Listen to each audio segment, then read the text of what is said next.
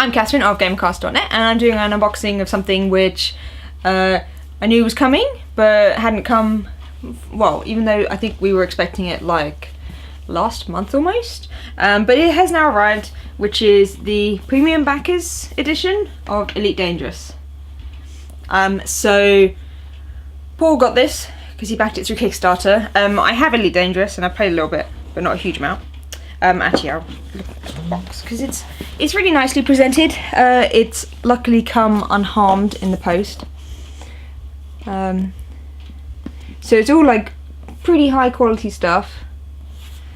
You've got the Elite logo. It says Elite Dangerous there in a font, and then it's got Frontier's logo on the back. It's all very kind of, I suppose, minimalistic in the box. But it's just a nice way to present it. If I move that cushion, don't want to hurt it.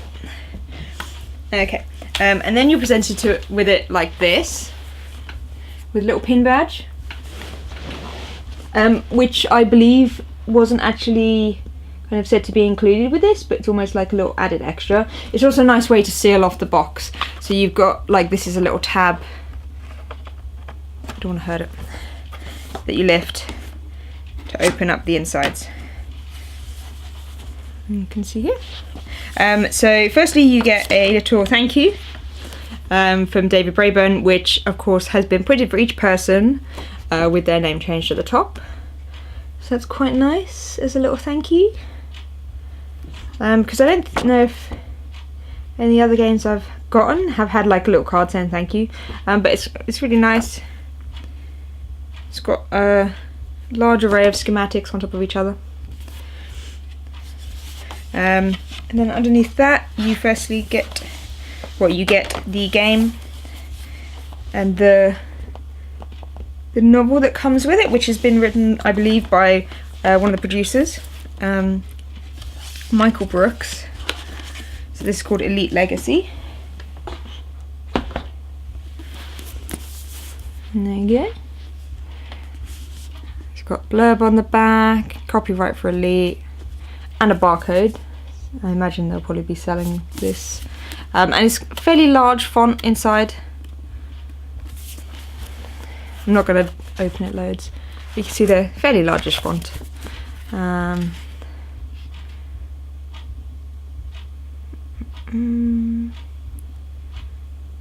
It's almost, well, it's got an advert for Elite Dangerous. Just it.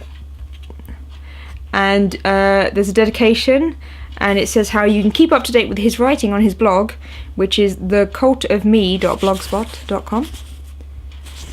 So you get a book, which is like 414 pages.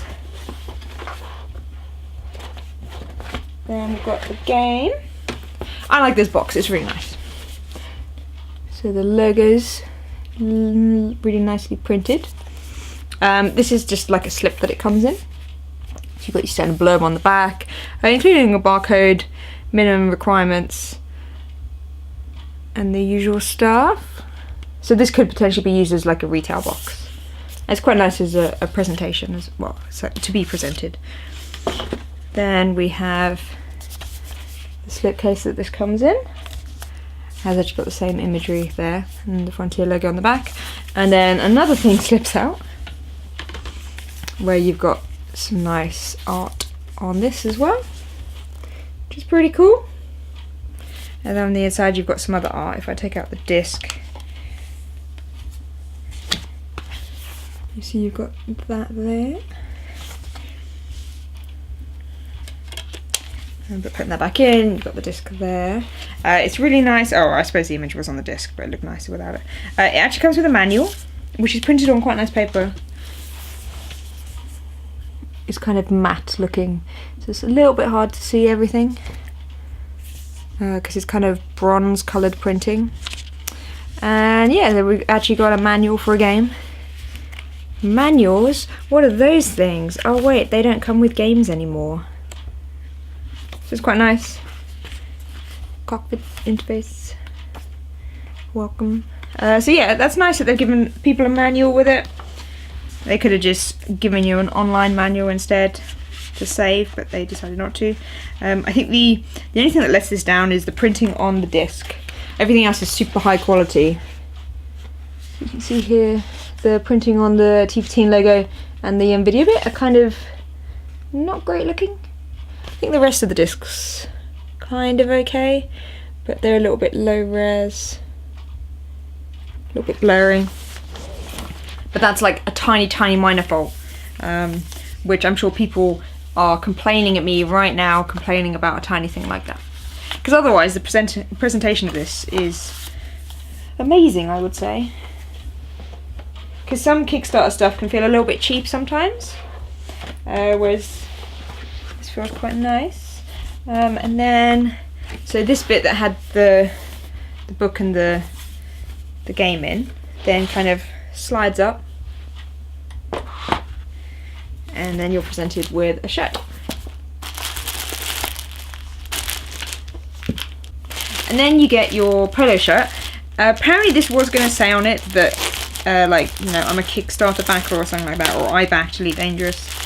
But people on the forums voted against that and wanted it to be a bit more plain. So it's got the Elite logo, little orange bit on the sleeve as well. Sizes, it's extra large. That's massive. Look at it. But it's a nice polo shirt. Polo shirts are quite nice because they're slightly smart, but still like t-shirt like. But you can see there that it says official merchandise Kickstarter edition, because they sell a lot of merchandise on the Elite Dangerous store, and I imagine they probably sell a polo shirt, but it won't say on it Kickstarter edition.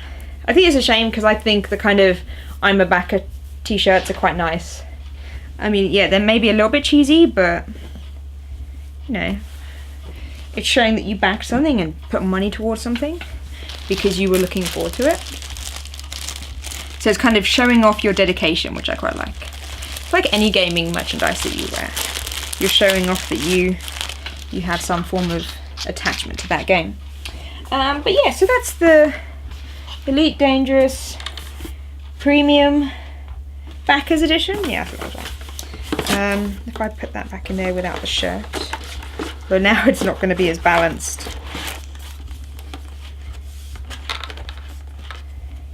Oh no, I forgot to put the letter in.